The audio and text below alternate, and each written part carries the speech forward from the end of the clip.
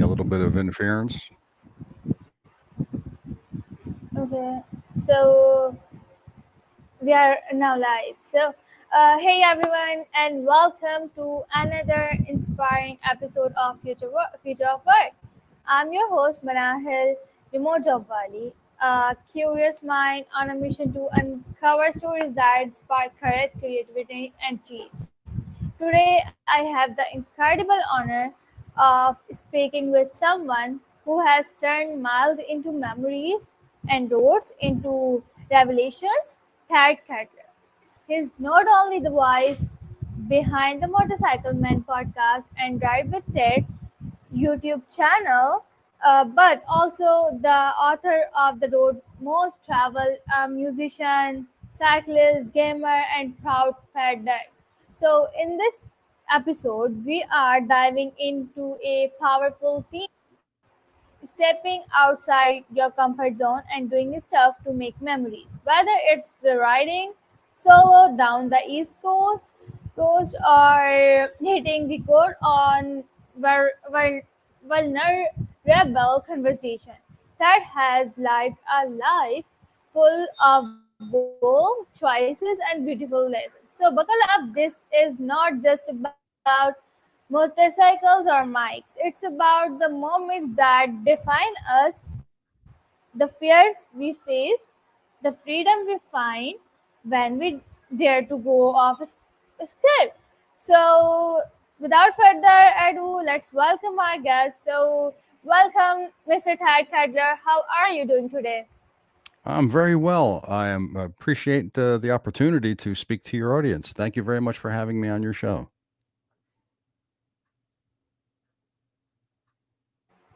It's my pleasure to having you in my show. So, before moving in questions, would you please introduce yourself for my viewers? All right, my name is Ted Kettler. I am the author of The Road Most Traveled. It is a motorcycle journey down the East Coast of America. I am also the host of the Motorcycle Men podcast, the Ride with Ted YouTube channel. I am a musician, I'm a cyclist, a dog dad, and animal lover. And that's it. That's me. That's who I am. All right, thank you so much for your fantastic introduction. So let's move on to the questions. My first question is on your screen. What's a moment from your motorcycle rides that completely changed how you see the world? What I have learned, moment. Well, the idea of the long motorcycle journey is that I got to meet various different types of people, how they live, how they function, and their habits mostly. Certainly, during the travel, that's the most important part. You during the traveling down all the interstate highways here in the U.S., I had the opportunity to come across many interesting characters, let's say. So you get to meet some very interesting people. Okay, that's good. Thank you so much for your answer. So, if your motorcycle could talk, what stories would it tell that you haven't? Wow, it would it would certainly have some stories, that's for sure. I've had oh, probably about riding in the rain, which is one of the most common themes I keep coming across. Riding in the motorcycle in the rain, probably long hours that I would spend in the saddle. The other motorcycles that I would come across, the other riders that I would meet, and certainly the places that I've seen that bring up wonderful, wonderful memories. Okay, that's fantastic. Thank you so much for your answer. So, how do you mentally prepare before starting a long ride across unfamiliar roads? It's all about preparation, knowing where you're going to go, the route you're going to go, it's all about the planning, and it's that's more than anything else. That's the one thing that you have to do is be prepared, not just for the traveling, not just for the road.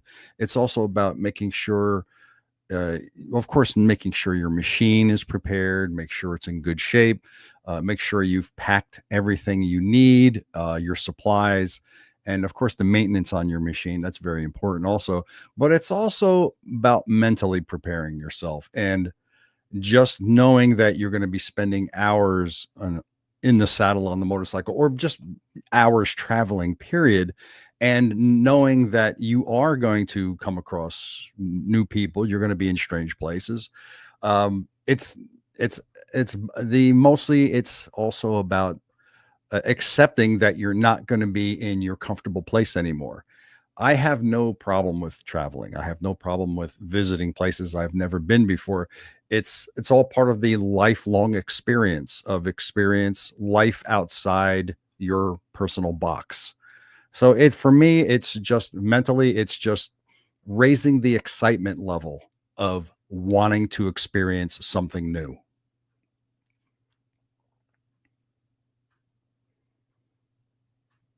Oh, thank you so much for sharing that. Thank you so much for your answer. You are incredibly amazing. So, have you ever followed a completely unplanned route? What happened next? Oh yes, absolutely. I do that quite often. It's what that's one of the things I like to call my lost rides, where I would purposely go out on the motorcycle and get lost, and then try to find my way back home. This is part of exploration. This is part of learning. This is part of living life to the fullest. I have been on plenty of roads and been in plenty of places I have never been before, but the spirit of adventure is what drives me in that case. And I just continue to experience new things. And if you don't do that, you experience nothing. So, um, it's always been an interesting experience whenever I do something like that, because I will see things that I can talk about in my future. I can share these events with other people, and that often leads other people to want to experience the same thing. Yes, you are right. Thank you so much for your answer. So, what's the most unexpectedly emotional moment you be had while recording Motorcycle Man? Uh, I've never had a negative emotional moment, a sad moment. It's always been very happy moments. Moments of extreme laughter. I've had plenty of those moments on my show. And because I do my podcast with my two brothers and a very close friend, so there's four of us on a show, and naturally we have a good time and we do laugh a lot. There's never been a negative emotion on my show. That's not what my show is about.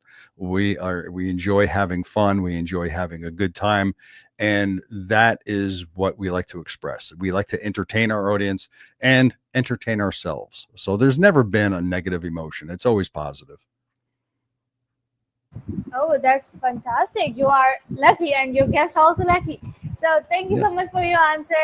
So, what does uh, solitude on the road teach you that people miss in their everyday life? Wow.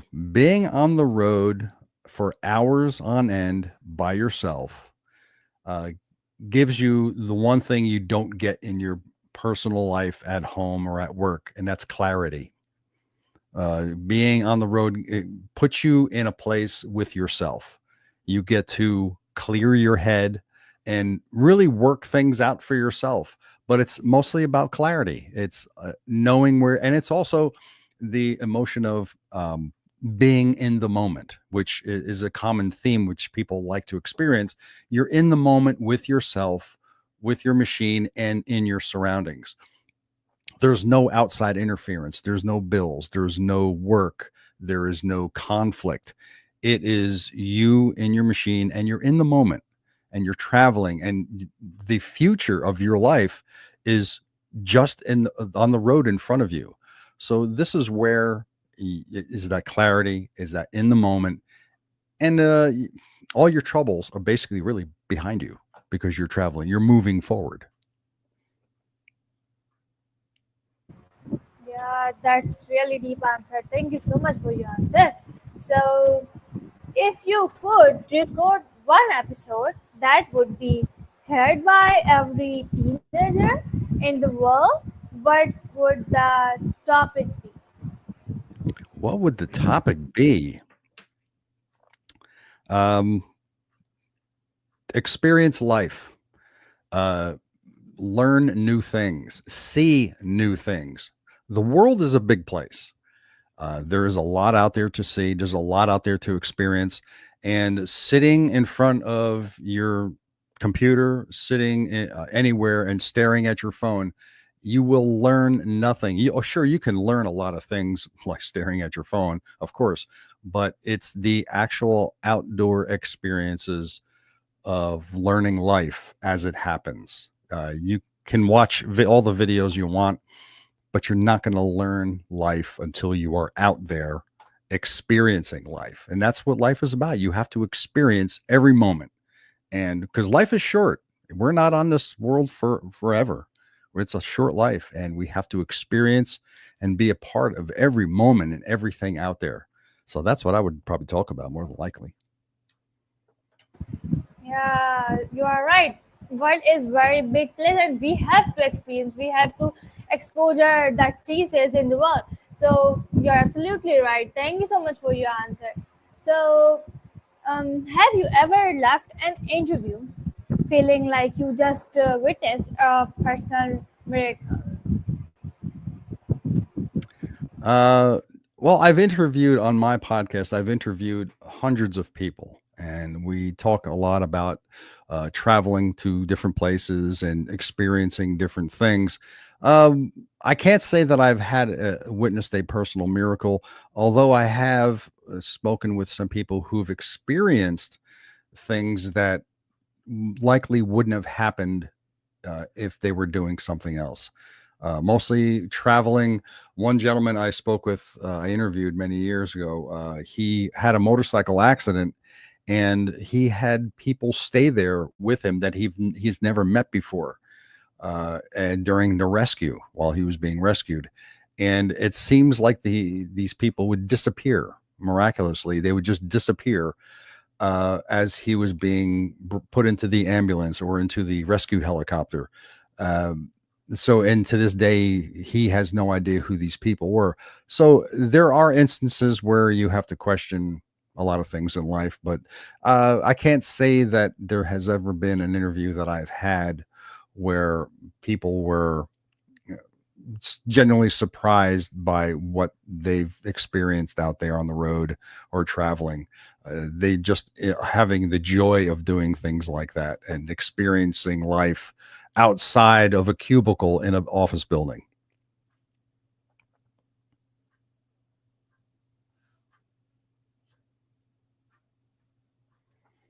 Okay, all right. Thank you so much for your answer. So now let's move on to the next question. My next question is: how has podcasting shaped the way you form connection in real life? Well, I don't know. You know what it is? I'm a very outgoing person, and I have a very easy time, and I have the innate ability to connect with people very quickly. And speaking with strangers, people I've never met before, during my interviews on the podcast, I have made lifelong friends in doing so. It's just about, for me, I'm not afraid to speak to people or approach people. I'm very outgoing. And that is how you learn from other people, is by connecting with them, by not being afraid to speak out, not being afraid. When I say speak out, I'm not talking about objecting to what people are saying. I'm talking about speaking to them, not being afraid to open your mouth and say hello. This is how you meet people. This is how you connect with people. I have a saying that everybody is a neighbor. Regardless of where you live, you are a neighbor to somebody, whether if it's the person who's living next to you or it's the person standing next to you in the shopping center where you're buying some food. The person next to you is your neighbor also. So life starts by you want to make the world a better place, be a good neighbor, regardless of where you are. And this is why I can have a conversation with anyone because I'm not afraid to say hello to somebody. And I've made many, many wonderful friends by being that way, by being outgoing. And I know there's a lot of people out there who are introverts who feel awkward talking to people, but you have to change that mindset and not be afraid to say hello, not be afraid to strike up a conversation and learn from other people or even just meet other people. You'll make wonderful friends in doing so. So, meeting people, talking with people on the podcast has always been very easy for me. And I've met a lot of wonderful people that way. Yeah, same here. I met lots of people virtually from all around the world, and I'm right now. I'm not afraid to connect with people and meet with them. So, Yes. please tell us what's the secret sauce? What's the secret behind how to connect people virtually? Like we are talking right now, how you connect with them? How do I connect with people? The easiest way to connect with people, like I said, is just by saying hello, finding a shared interest. Is there something that you have in common with anybody? And that for me, because it's motorcycles, I do have a tendency to connect with everyone because people like to talk about motorcycles. At the same time, as a cyclist, as a musician, as an artist as well, I have a very easy time connecting with a lot of people because I have a lot of interests. And this is where it's easy to connect. So for anyone out there, if you to connect with someone, to interact with anyone, what are your interests and what are their interests? I'm sure there's a connection somewhere, and that's how you can definitely easily connect with anybody. All right, thank you so much for sharing that. So now let's move on to the next question. My next question is, while writing the road most travel, was there a chapter you nearly did not publish? Uh, and if yes, so why? Yes, there was. Initially, when I started writing the book, I was detailing um, the different modes of travel there were. Motorcycle, traveling by automobile, traveling by airplane, by train. And I did, that was a lengthy chapter. It went on for like 10 pages. And I did delete that section from the book because I felt it was going to be, not that it wasn't relevant to the story or my explanation of why I preferred motorcycle traveling. I just deleted it because I felt it went on too long. So, but the chapters that followed detailed my meticulous method of preparing and preparation for the trip and what I went through, the navigation, the packing, and all that stuff. It was, and that just mostly it was an explanation of my mentality about things like this. And I almost didn't include that because I felt it would have been a little bit too laborious for the readers of the book. But then I later changed my mind and said, you know what? This is kind of like an outline of who I am and how I function. So I decided to leave it in. And thankfully, it's actually it's been a good addition to the book.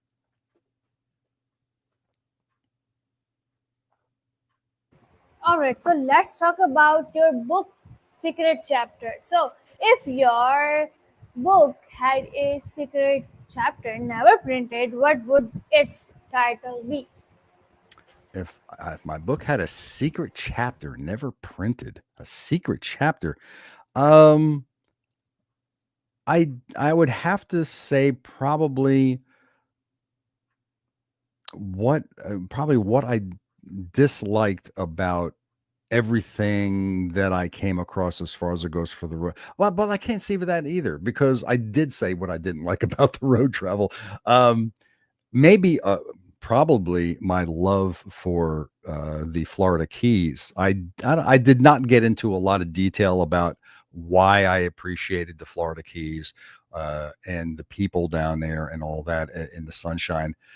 Um, there were other things that I wanted to talk about in the book that I didn't because I didn't feel it was relevant. Problem, yeah, probably about the motorcycles themselves, Harley Davidson motorcycles. I could have gone into great detail about the Harley Davidson motorcycles, and I stopped myself from doing that. Um, so I guess I could. I guess that would be it. I guess that would be it. Yeah, about the motorcycles themselves and why I love them so much. And what would the title of that chapter be? Uh, I really don't know. I really don't know what that would be. Really don't know. But yeah, it would probably be the history and the stories of the Harley Davidson motorcycles. Probably it.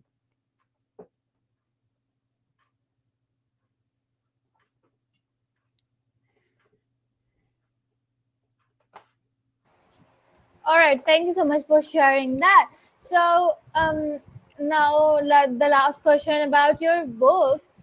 What advice would the version of you on page one give to the version of you on the last page? Oh, that's an interesting question. Don't sweat the details. That would be my advice to myself. Don't sweat the details. All right, that's, I think, deep answer. So, can you share us why? Why? Um, I'm a little bit OCD, which is a medical term for being what is it? Obsessive compulsive disorder. I not that I've been diagnosed with that, but I have a tendency to really focus on the details of what I'm doing, and I spend too much time on that. So, uh, and I need to? Not really. So I would probably tell myself not to do that. Just know what you're going to do, make the plan, and do it. Don't don't get into crazy over the details. Just do it.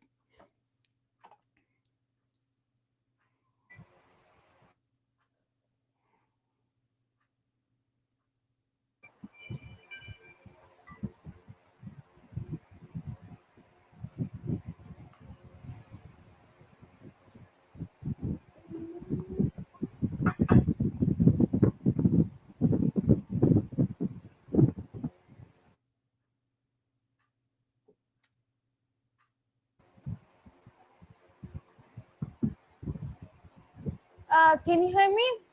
I can hear you. I didn't. Did you get my answer? Yeah, just do it. What you think, just do it, right? Right. Exactly. Don't sweat the details. Just do it. All right. So now let's talk about as a cyclist and biker, what's the one lesson both machines have taught you about life? Focus. Being focused on what you're doing at the moment and be in the moment. In both cases, whether if it's on a motorcycle or if it's on a bicycle, paying attention to your surroundings, paying attention to what's going on in front of you, and focusing on the task at hand, which as a cyclist, it's your breathing, it's your motion, it's your method. On a motorcycle, it's about your balance and and also your situational awareness, what's going on around you. So focus is the one thing that it has taught me about life is to focus on the things around me, be in the moment, and just pay attention. Yeah, the main thing is focus. So you're right, absolutely. Focus is the main, I think. When we focus on things, so we will achieve anything. So thank you so much for your answer. So now let's move on to the next question. What does making memories truly mean to you beyond photos and souvenir? Making memories. These are things that you can share with friends and family later on in life. I had the opportunity recently to share my experiences of this trip with many people who don't ride a motorcycle, who don't ride a bicycle, people who have not traveled outside of their home area. So I like to share these experiences with people only to hopefully inspire them to explore beyond their comfort zone, to get out there and experience life. That's one of the great things about making memories is I can tell people no matter who it is, where it is or when it is about my experiences on this. And that's part of the making memories and sharing memories with people.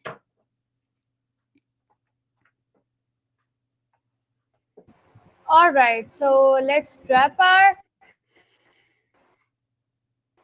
conversation. So, what's the last answer? What's the last advice would you give for my viewers? And what the advice would you like to give me?